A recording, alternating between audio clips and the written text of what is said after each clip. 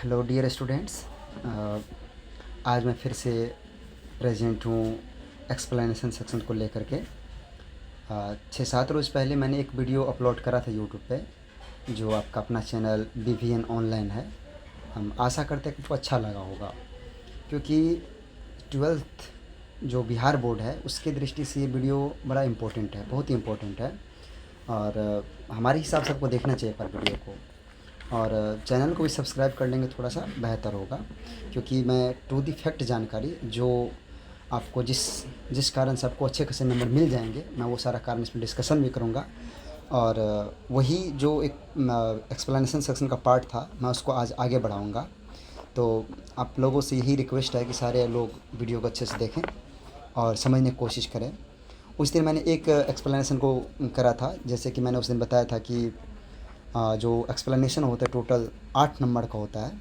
तो 8 नंबर में से टोटल 8 मार्क्स का होता है, जिसमें से कह सकते हैं कि 4 मार्क्स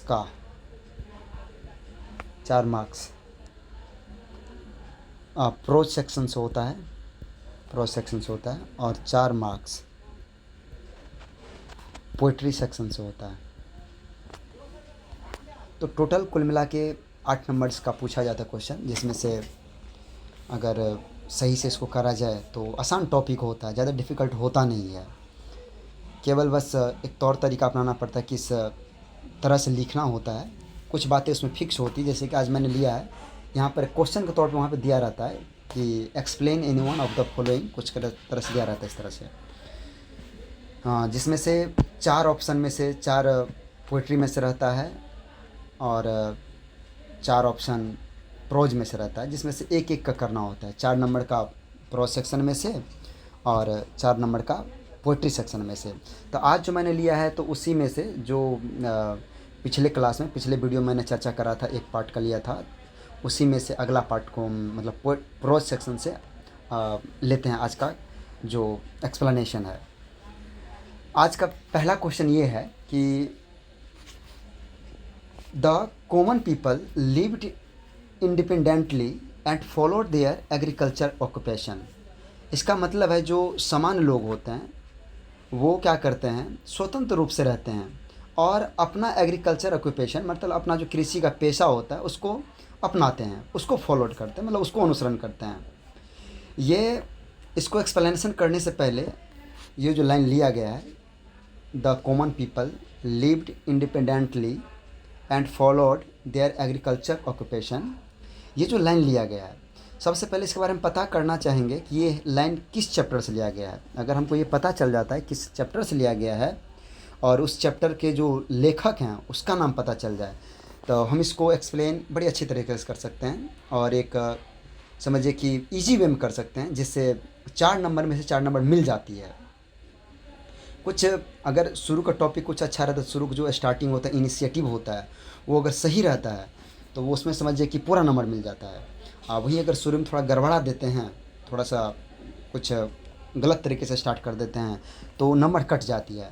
तो हम यही कोशिश करेंगे कि सारा नंबर जो है आपको कटे नहीं, और अच्छे तरीके से हम लोग इसको एक्सप्लेन करेंगे। तो आइए, इस जो क्वेश्चन लिया, ये जो क्वेश्चन आपको दिख रहा है सामने में, the common people lived independently and followed there agriculture rule, या एग्रीकल्चर ऑक्यूपेशन कह सकते हैं। तो इसको हम एलिबरेशन करते हैं, मतलब इसको एक्सप्लेनेशन करते हैं। कैसे करेंगे इसका आंसर इस तरह से करेंगे, या यहाँ पर एक्सप्लेनेशन भी लिख सकते हैं, यहाँ पर हम दे सकते हैं एक्सप्लेनेशन भी दे सकते हैं, कोई दिक्कत नहीं, ये ठीक है, एक्सप्लेनेशन दे सकते हैं। यहाँ पर हमने लिखा कि जैसा कि पिछले वीडियो में भी चर्चा करा था कि अगर जो लाइन दिया गया है उस लाइन का लेखक का नाम पता चल जाए, या उस चैप्टर जिस चैप्टर से लिया गया है वो पता चल जाए, तो वहाँ से हम स्टार्ट कर सकते हैं। तो हमें पता है कि कहाँ से लिया गया है, आप लोग को भी भली भांति पता होगा, क्योंकि जो कहानी अच्छे से पढ़े होंगे, या अगर नहीं पढ़े हैं तो हम एक वीडियो बनाएंगे जिसमें कहानी का भी और पोइट्री सेक्शन का भी एक्सप्लेनेशन करेंगे, सारा समझाएंगे, हिंदी में लाइन वाइज उसको समझा देंगे, आप उसको भी देख सकते हैं। लेकिन उससे पहले जो एग्ज़ाम की दृष्टि से है, जो एग्ज़ाम ओरिएंटेड चीज़ है, हम उसको कवर करते हैं। आइए आज करते हैं, ये जो लाइन लिया गया कहाँ से लिया गया उसको देखते हैं और उसको एक्सप्लेन करते हैं। लाइन का सिंपल मीनिंग ये है कि जो सामान्य लोग होते हैं स्वतंत्र रूप से रहते हैं, स्वतंत्र रूप से जीते हैं। And followed there agriculture occupation, और अपना वो कृषि का पेशा अपनाते हैं। ये लाइन साफ साफ दिख रहा है कि इंडियन सिविलाइजेशन एंड कल्चर से लिया गया है, और यह एक ऐसे है जो महात्मा गांधी द्वारा लिखा गया है। तो इसको शुरू करने के लिए हमको क्लू मिल गया कहाँ शुरू करना है। ये सब, ये जो मैंने पिछले वीडियो में भी चर्चा करा था, ये जो लाइन लिए, दिस ब्यूटीफुल लाइन, ये लाइन, इस लाइन को हम पिछले में भी लिए थे, पिछले वीडियो में भी चर्चा की इस लाइन का। और ये लाइन हम कॉमन रखेंगे सब में। जैसे मान लीजिए ये कहाँ का है, this beautiful line has been taken from the essay Indian civilisation and culture, भारतीय संस्कृति और सभ्यता से लिया गया। This line has been taken from the essay, जो निबंध है उस निबंध से लिया गया, और जिसका लेखक which has been written by Mahatma Gandhi, जो लिखा गया महात्मा गांधी के द्वारा। तो आप देख सकते हैं डियर स्टूडेंट्स यहाँ पर कि हमें लाइन का क्लू मिल गया, लाइन का जानकारी मिल गया, ये लाइन लिया कहाँ से गया था, किस चैप्टर से, और इसको लिखा कौन है। तो ये जब मिल जाती है तो शुरू इससे कर सकते हैं। ये लाइन सबके लिए हम कॉमन रख सकते हैं। जैसे अभी और एक आगे चल के और इधर एक और है, देख सकते हैं आप, नीचे हम और लिए हैं, ये अगला चैप्टर का है। तो यहाँ से हम अगर जो मेन बातें करने का मतलब जिस चैप्टर का है और इसका लेखक जो है वो पता चल जाए, तो ये सिंपल जो लाइन आपको ली है ऊपर में, this beautiful line has been taken from the essay, इस तरह से हम अगला का भी स्टार्ट कर सकते हैं। तो ये लाइन कॉमन होगी, और इस तरह से जब स्टार्ट करेंगे तो कम संभावना है कि आपका नंबर कटेंगे वहाँ पे। थोड़ा एग्जामिनर को अच्छा भी लगेगा देखने में, और वो पढ़ेंगे तो इसमें ऐसा नहीं कि उसको जानकारी नहीं मिलेगी, सारी जानकारी को उसको मिल जाएगा। तो आप इस तरह से कर सकते हैं। आइए इसको फिर आगे करते हैं। This beautiful line has been taken from the essay Indian civilisation and culture which has been written by Mahatma Gandhi. अब ये पता चल गया कि ये line Indian civilisation and culture से लिया गया है, और इसको लिखने वाला है, इस निबंध को लिखने वाला है महात्मा गांधी। तो इस लाइन के द्वारा कहना क्या चाहते हैं इस ऐसे में, ये जो ऐसे लिखा, किस लिए लिखा ये ऐसे, तो लिखे हैं, in this essay Gandhi ji talks about the importance of Indian civilisation and culture. ये बातें मैंने पिछले वीडियो में भी चर्चा करा था, आप नहीं देखे तो वहाँ जाके देख लेंगे, ताकि शुरू से आपको आइडिया मिल जाएगा। ये लाइन या ये जो ऐसे दिया है, इस ऐसे में गांधी जी जो इंडियन सिविलाइजेशन है, अर्थात संस्कृति, सभ्यता जो है, सभ्यता संस्कृति, उसके महत्व के बारे में बताते हैं। टॉक्स अबाउट मतलब बातें करते हैं। He says that our ancestors, वो कहते हैं कि हमारे पूर्वज, जो हमारे फोर फादर थे, एंसेस्टर्स मतलब पूर्वज होते, जो फोर फादर हैं, हमारे जो दादा या कह सकते हैं पिताजी, उनके पिताजी, इस तरह से जो होते हैं, परदादा कह सकते हैं, या जिसको फोर फादर्स कहते हैं। He says that our ancestors, हमारे पूर्वज, डिसवर्डेड मतलब होता है मना करना, रोक लगाना, रोकथाम लगा देना, लिमिट लगा देना, लिमिट कह सकते हैं। डिसवर्डेड मतलब रोक लगा देना। फ्रॉम लग्जरीज मतलब होता है शान शौकत, आपकी जो ठाठ बाट होती है, जो दिखावा होता है, वो कह सकते हैं। लग्जरीज एंड प्लेजर्स अर्थात आनंद, जो एक मज़ा है, आनंद कह सकते हैं, उस पर रोक लगा देते हैं हमारे पूर्वज। बिकॉज दे न्यू, क्योंकि वो जानते थे, दैट वो जानते थे कि luxuries and pleasures do not give the real happiness. कहने का मतलब है, महात्मा गांधी इसमें कहते हैं, हमारे पूर्वज क्या किए थे कि हमारे लग्जरीज पर, प्लेजर्स पर, लग्जरीज मतलब होता है शान शौकत, आनंद, प्लेजर्स मतलब आनंद होती है, खुशी होती है, या कह सकते हैं जो एक फिजिकल वस्तु के प्रति जो हमारा रुझान है, उस पर रोक लगा दिया है। क्योंकि हमारे पूर्वज जानते थे कि लग्जरीज और प्लेजर्स जो है, ये शान शौकत, जो आपकी इच्छाएं हैं, वो इच्छा कभी भी सही खुशी नहीं दे, वास्तविक खुशी नहीं देता है, रियल हैप्पीनेस नहीं देता है। इसलिए उन्होंने क्या किया, उस पर रोक लगा दिया। तो इस लाइन का मतलब हमको यहाँ साफ साफ पता चल रहा है कि लोग क्यों, जो पुराने ज़माने में कॉमन लोग थे, वो क्यों इंडिपेंडेंटली रहना चाहते थे और क्यों कृषि का पेशा अपनाए थे, इस लाइन से पता चल रहा है। आगे थोड़ा सा इसको डिस्कशन और करेंगे। सो द, इस लाइन को डिस्कशन कर रहे हैं, जो लाइन ऊपर में दिया गया है उस लाइन को डिस्कसन कर रहे हैं। So the common people lived independently, इसलिए जो सामान्य लोग हैं वो स्वतंत्र पूर्वक रहते हैं। And followed there agriculture occupation, और अपना कृषि वाला पैसा क्या करते हैं उसको फॉलोड करते हैं, उसको अनुसरण करते हैं, उस पर जीवित रहते हैं। दे इंजॉयड ट्रू होम रूल, वही जो हमारे पूर्वज थे वो ट्रू होम रूल को, जो अपना घर का नियम था उसको इंजॉय करते थे, अर्थात उसको फॉलो करते थे, उस पर चलते थे। जो इंडियन का जो अपना होम ट्रू रूल था, वास्तविक नियम था, उस नियम को फॉलो करते थे। इट शोज, यह दिखाता है, यह बताता है that village life is the, जो ग्रामीण जीवन होता है, विलेज लाइफ मतलब ग्रामीण जीवन, is the symbol of simple living and high thinking. और जो हमारा ग्रामीण जीवन होता है, वो ग्रामीण जीवन हम लोग के जो उच्च विचार है, असाधारण जीवन है, उसको क्या करता है, सिंबल करता है, उसको संकेत करता है। सिंपल सी बातें दिया गया है। जो ये क्या करता है, जो ग्रामीण लाइफ होता है एक सिंबल है, किसका किसका, आप कह सकते हैं simple living and high thinking का, सादा जीवन उच्च विचार। डॉक्टर राजेंद्र प्रसाद का भी कहना था simple living and high thinking, और महात्मा गांधी भी इसी बेसिस पर चर्चा किए हुए हैं। तो दोस्तों समझ सकते हैं कि ये जो लाइन लिया गया है कहाँ से लिया गया है, लाइन का मीनिंग क्या होता है, अर्थ क्या होता है। ये बहुत ज़रूरी होता है कि लाइन का अर्थ समझ में आए, तब जाकर आप एक्सप्लेन कर सकते हैं। एक्सप्लेन का मतलब ये होता है उसको क्या करना, व्याख्या करना, जैसे हम हिंदी में करते हैं व्याख्या। तो जब तक लाइन की मीनिंग समझ में नहीं आएगी, ये जो लाइन ऊपर में दिया गया ये the common people live independently, इसका मतलब आपको समझ में आना चाहिए। और मतलब जब समझ में आ जाती है तो आप उसको आराम से क्या कर सकते हैं, एक्सप्लेन कर सकते हैं। और इस तरह जिस तरह से हमने बताया इसमें जो लाइन दिया गया है, आप इसको क्या कर सकते हैं, लिख भी सकते हैं। हम इस सबको मिटा देते हैं, जो इतना जितना लिए हैं सबको मिटा देते हैं। आप इसको यहाँ से स्क्रीनशॉट करके देख भी सकते हैं, और उसको क्या कर सकते हैं, आप एक्सप्लेन कर सकते हैं। और 4 में 4 नंबर उठाया जा सकते हैं, यहाँ से लिया जा सकता है, 4 में 4 नंबर दे सकते हैं वहाँ पर। तो कुछ ज़्यादा डिफ़िकल्ट नहीं बाबू दोस्तों। और इसको क्या करेंगे, आप अपने अकॉर्डिंग क्या करेंगे, अपना लैंग्वेज में भी, क्योंकि एग्ज़ाम में लिखा रहता है परीक्षार्थी यथासंभव सभी प्रश्नों का उत्तर अपने भाषाओं में दे, अपने शब्दों में दे। तो यहाँ अपना शब्द को हमने यूज करा है आपकी दृष्टि से, आप इसको देख सकते हैं। बिल्कुल आसान लैंग्वेज है, हम क्षेत्रीय भाषा में लगभग ज़्यादा यूज़ किए हैं, ज़्यादा इसमें ये वो डिफ़िकल्ट लैंग्वेज दिया नहीं है, इसको आप कर सकते हैं। फिर एक आगे और है, जो अगला एक लाइन और है, एक क्वेश्चन और को डिस्कशन करते हैं हम। और वो क्वेश्चन ये है कि देखिए, ये यहाँ समझ सकते हैं, ये जो दिया हुआ है, देखिए क्या दिया हुआ है, the past is not dead. आप यहाँ पर देख सकते हैं, ये जो लाइन दिया हुआ है, the past is not dead and static, it is alive and dynamic. ये जो डॉट डॉट दिया इसमें और कुछ बातें छुपी हुई है, उसका कहने वाला और वहाँ तक गया हुआ है, लेकिन इतना में ही अर्थ स्पष्ट हो जाता है। कहने का क्या सेंस है देख लेंगे। The past is not dead and static, it is alive and dynamic. कहने का मतलब है जो हमारा भूतकाल है, जो हमारा जो अतीत है, अतीत पास्ट मतलब अतीत कर सकते हैं, पास्ट का मतलब अतीत होता है। The past is not dead, अर्थात हमारा अतीत मरा हुआ नहीं है, न तो स्थिर है, स्टैटिक मतलब स्थिर होता है, ना अस्थाई है। स्टैटिक मतलब स्थिर कह लीजिए, अस्थाई कह लीजिए, अस्थाई कह लीजिए। क्यों? क्योंकि कहने का मतलब है it is alive and dynamic, यह जिंदा है, और डायनेमिक यह गतिशील है।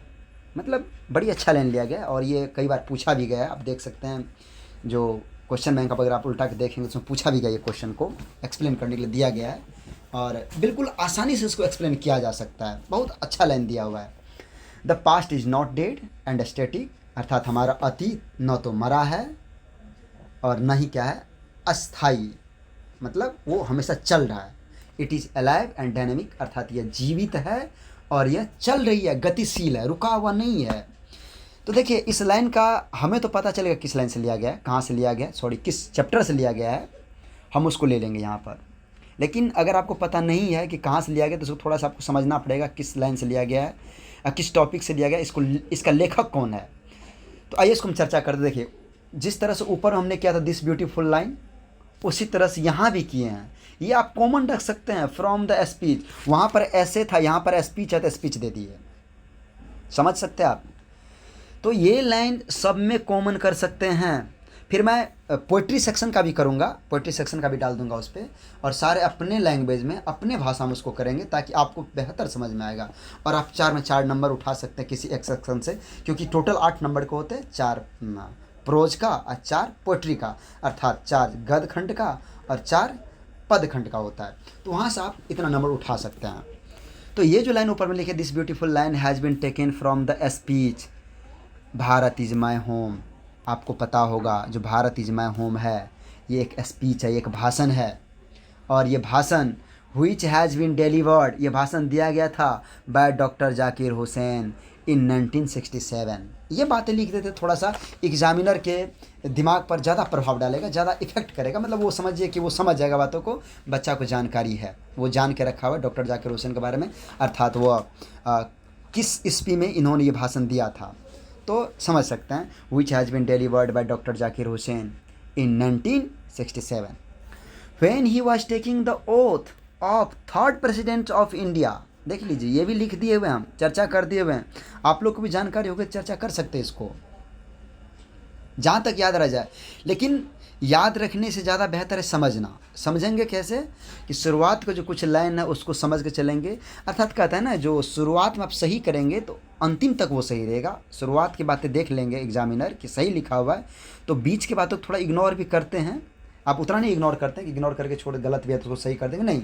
लेकिन फिर भी अगर शुरुआत सही है तो वो नंबर अच्छा खासा दे देते हैं, मार्किंग अच्छा करते हैं। एक समझिए कि अच्छा कॉपी में उसको गिने जाते हैं। नहीं तो अगर आप शुरू में गलत लिखे हैं, गलत सलत लिख दिए हुए हैं, तो वो क्या करेंगे, एवरेज कॉपी के तौर पर उसको नंबरिंग करेंगे। इसलिए बाबू जो शुरू वाला बात है, शुरू वाला बात क्या करेंगे हम, थोड़ा सा स्टार्टिंग सही से करेंगे। तो आप देख सकते हैं, this beautiful line has been taken from the speech Bharat is my home. ये एक भाषण है, Bharat is my home, Bharat मेरा घर है, भारत मेरा घर है। ये डॉक्टर जाकिर हुसैन ने कहा था अपने भाषण में। व्हिच हैज़ बिन डिलीवर्ड, भाषण को दिया जाता है, डिलीवर्ड किया जाता है, इसलिए डिलीवर्ड लिखे हैं by doctor Zakir Hussain in 1967 when he was taking the oath of third president of India. जब वह भारत के तीसरे राष्ट्रपति के पद का क्या ले रहे थे, शपथ ले रहे थे, ओथ ले रहे थे। ओथ मतलब शपथ होता है। इन दिस स्पीच, इस भाषण वो क्या कहते हैं, in this speech doctor Zakir Hussain called, doctor Zakir Hussain कहते थे, India the young state of an ancient people. जो हमारे अतीत के लोग हैं, हमारे पूर्वज हैं, पुराने समय के लोग हैं, वो कहते हैं वही लोग का ये जो इंडिया है, वो इंडिया यंग स्टेट है। मतलब समझिए कि युवा राज्य कह सकते हैं। यंग स्टेट का मतलब युवा राज्य कह सकते हैं, एक युवा का राज्य है। जो हमारे एंशियंट पीपल थे उसी को समझिए कि युवा का राज्य है ये। Because our past is not dead, यहाँ तक तो समझ लिए। बिकॉज, अब यहाँ पर जियो द पीपल तक तो समझ लिए, लेकिन because our past is not dead, उसी लाइन को, जो लाइन ऊपर में दिया गया है, क्योंकि भाई जो लाइन ऊपर में दिया गया है उस लाइन को चर्चा करना आवश्यक है, क्योंकि उसी को आपको एक्सप्लेन करना है। ये जो कुछ बातें हम ऊपर में लिखे हैं, जितना this beautiful line has been taken from the speech Bharat is my home, ये तो समझिए कि आप एक वीडियो का, सॉरी वीडियो का नहीं, आप कह सकते हैं जो एक्सप्लेनेशन का है। एक्सप्लेनेशन क्या करते हैं, आप एक समझिए कि आधार, बेस बनाए हुए हैं। लेकिन जो लाइन की बातें हैं, जो लाइन दिया गया इसमें, उसको आपको करना पड़ेगा, उसको एक्सप्लेन करना पड़ेगा। तो वही लाइन को यहाँ पे एक्सप्लेन किया गया, because our past is not dead, क्योंकि हमारा जो अतीत है वो मरा नहीं है, एंड स्टैटिक, स्थिर भी नहीं है। It is alive and dynamic, यह जिंदा है और क्या है, गतिशील है। Our ancient culture is alive, कहने का मतलब है हमारा जो एंशियंट कल्चर है, अतीत का जो हमारा संस्कृति है, पुराना जो संस्कृति है, वो संस्कृति इज़ अलाइव, वो जिंदा है।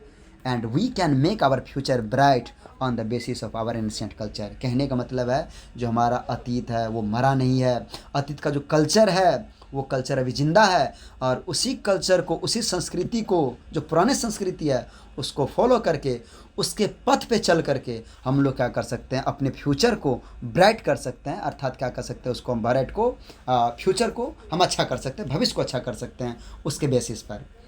तो कहने का मतलब इस लाइन को हम यहाँ पर समझा दिए। और क्या कहने का अर्थ है, यहाँ पर देखिए क्या कहता है, अंतिम में एक समराइज करके ऐसे होता है, इट शोज दैट, यह दिखाता है, यह बताता है, the importance of Indian culture, Indian culture, ये भारतीय संस्कृति के क्या करते हैं, महत्व को बताते हैं, महत्व को बताते हैं, महत्व को दिखाते हैं। Based on the principle of unity in diversity, जो किस पे आधारित है, जो हमारा इंडिया है, आपको पता ही होगा, इंडिया को अर्थात भारत को एक मतलब विविधताओं में एकता के देश कहा जाता है। बहुत सारे धर्मों के लोग रहते हैं, लेकिन उनके बीच क्या है, फिर भी एकता है। इसलिए इसको कहा जाता है जो बेस्ड ऑन है, किस पर है, principle of unity in diversity, अर्थात विविधता में एकता के सिद्धांत पर काम करता है। तो ये कुल मिला के 2 क्वेश्चन आज हमने डिस्कशन करा, आप इसको समझ सकते हैं बढ़िया से और देख सकते हैं। आगे मैं जो अगला वीडियो जो बनाऊँगा उसमें आगे कुछ और टॉपिक एक और लेंगे, किस तरह से किया जाएगा, और फिर आएंगे पोइट्री सेक्शन पे, क्योंकि ज़्यादा लंबा इस पर चर्चा करना भी नहीं चाहिए, क्योंकि 8 नंबर का है तो 8 नंबर में कितना ज़्यादा समय आपके पास होगा भी नहीं। अब एग्ज़ाम नज़दीक आ रही है तो टू दी पॉइंट देखने का काम करिए और एग्ज़ाम में नंबर उठाने का काम करिए, क्योंकि हम प्रयास करेंगे कि आपको सारा, अभी तो मैं 8 नंबर का डिस्कशन कर रहा हूँ, फिर आगे आने वाले वीडियो में क्वेश्चन का भी डिस्कशन करूँगा, ऑब्जेक्टिव का भी डिस्कसन कर दूंगा। समझिए कि जो 50 सब्जेक्टिव का है, पहले सब्जेक्टिव का हम डिस्कशन करेंगे, फिर जाके क्या करेंगे उसमें ऑब्जेक्टिव का भी हम क्या करेंगे, इस तरह से पीडीएफ बना करके उसमें डाल देंगे और उसको थोड़ा चर्चा भी कर देंगे, आप उसको देख लेंगे। और बात रही कि समझ में आना है तो आपको समझ में आएगा, क्योंकि आसान लैंग्वेज में लिखा गया है। और आप लोग से एक रिक्वेस्ट है कि आप इस चैनल से जुड़े, और इस चैनल का नाम आपको पता ही है कि BVN ऑनलाइन है, जो एक समझिए कि अच्छा प्लेटफॉर्म है, वहाँ से आप सारे बातें समझ सकते हैं। यहाँ पर एक ही विषय का नहीं, और भी विषय सारे वीडियो आपको डाल दिए जाएंगे, क्योंकि अभी नया चैनल है तो आप उसको थोड़ा सा हेल्प करेंगे, आपकी हेल्प की हम लोग की आवश्यकता है।